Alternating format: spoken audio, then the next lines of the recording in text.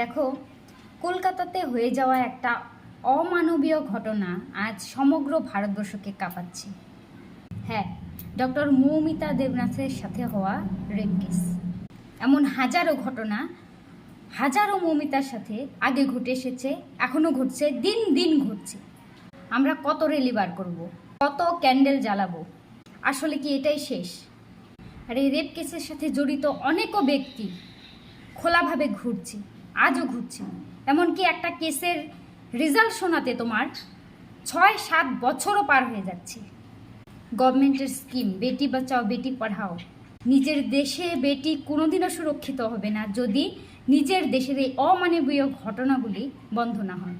এরপর কোনো মায়েরাই কোনো মৌমিতাকেই আর বাইরে পড়াতেও পাঠাবে না, ঘুরতেও পাঠাবে না, কোনো কর্মক্ষেত্রেও পাঠাবে না।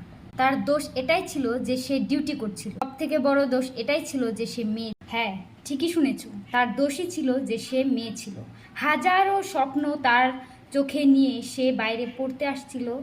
সে নিজের ডিউটি খুব সততার সাথে করছিল, এটাই তার ভুল ছিল। কিসের শিক্ষিত হচ্ছি আমরা, কিসের শিক্ষিত? দেখো, আগের মানুষগুলো এখনকার তুলনাতে অনেক অনেক কম শিক্ষিত ছিল, কিন্তু তাদের মাঝখানে মনুষ্যত্ব, মানবীয়তা ছিল। এখন আমরা কি শিক্ষার পরিমাণ বাড়াচ্ছি না কোয়ালিটি বাড়াচ্ছি? পরিমাণ ছাড়া তো কিছুই বাড়াচ্ছি না। কোনো মেয়ে একটা করতে গেলে তার 100 বার ভাবতে হয়, এটা কি করা ঠিক, করব কি করব না। ছেলে হলে কিন্তু তার এতটুকু বাধা থাকে না, এতটুকু বাধাও থাকে না তার। কেন? মেয়ে হওয়াটাই কি পাপ?